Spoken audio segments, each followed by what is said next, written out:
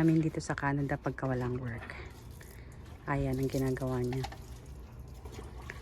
Naglilinis ang sasakyan niya. At saka hapon, pinalitan niya yan. So, ayan ay winter tire ito. Ayan, winter tire. Ang winter tire ay ganyan. Medyo malalim ang kanyang ano. Para pag mag-snow, mas safer ka. Kasi ang gamit niya pag summer is all year, all season tire. Pero ngayon, mag-i-snow na yata. Ang bango ng linuluto ng kapitbahay. Ako naman, ngayon naglalaba. Habang naglilinis siya ng kotse na naglalaba ako. Naglalaba ako. Ayan. Gumagana na yung aming washing machine.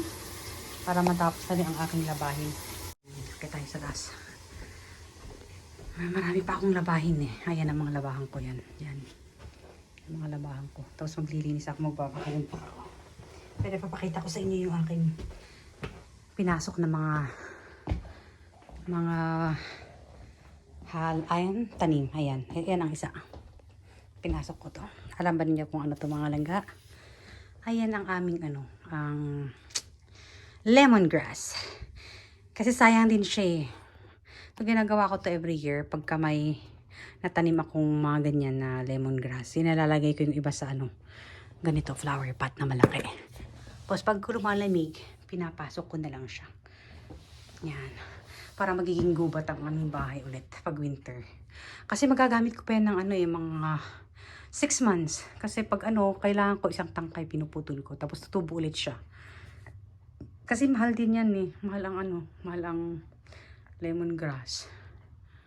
Siyempre, di ba? Nagtitipid. Tapos ito, bulaklak din siya. Trinay ko din pinasok to.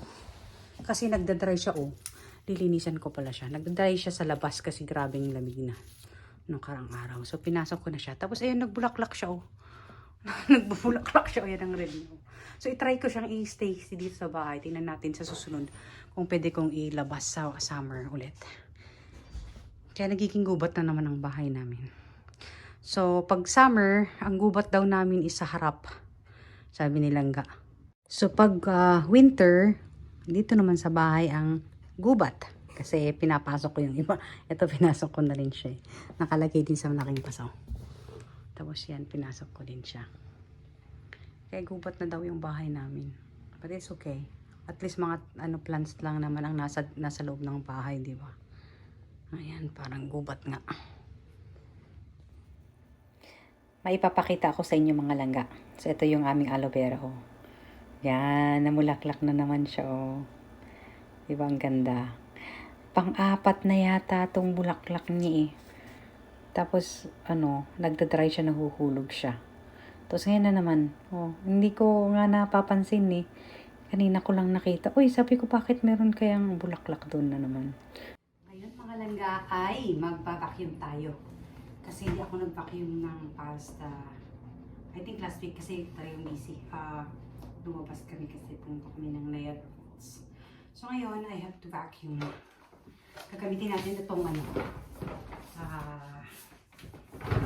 vacuum, of course, na rainbow. Ito po ay rainbow na gagamitin ng water sa loob.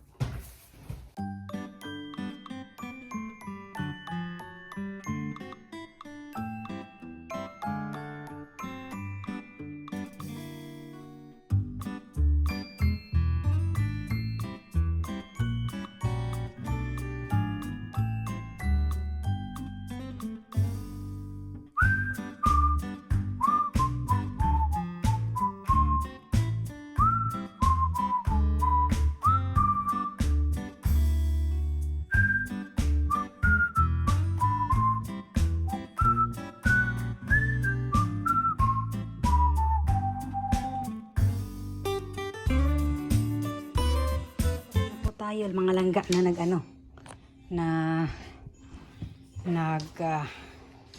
vacuum. Napagod ako.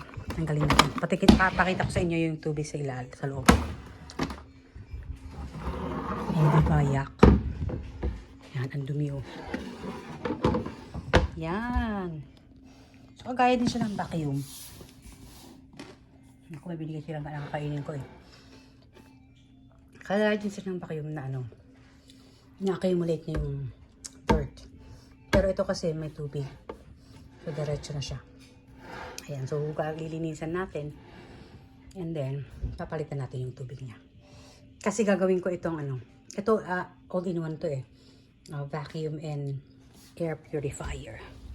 So, ayan siya. So, tara na, hugasan na natin to. Kasi very reactive mo. Maganda siya actually. Mabigat nga lang siya. Yun ang ayoko dito. Pero maganda siya talaga. Nakakasak talaga siya ng dirt at saka dust na mga langga. So actually nalinisan ko na, nahugasan ko na siya. So malinis na yung tubig, nag-change na ako. So ayun, ginagamit ko na siyang air purifier. Kaya para babango yung aming bahay. So ayan, ganyan siya the whole night.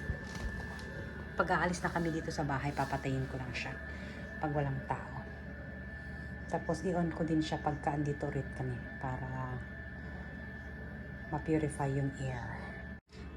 So ito yung inilagay ko actually, lavender. Kaya mapaang bahay namin.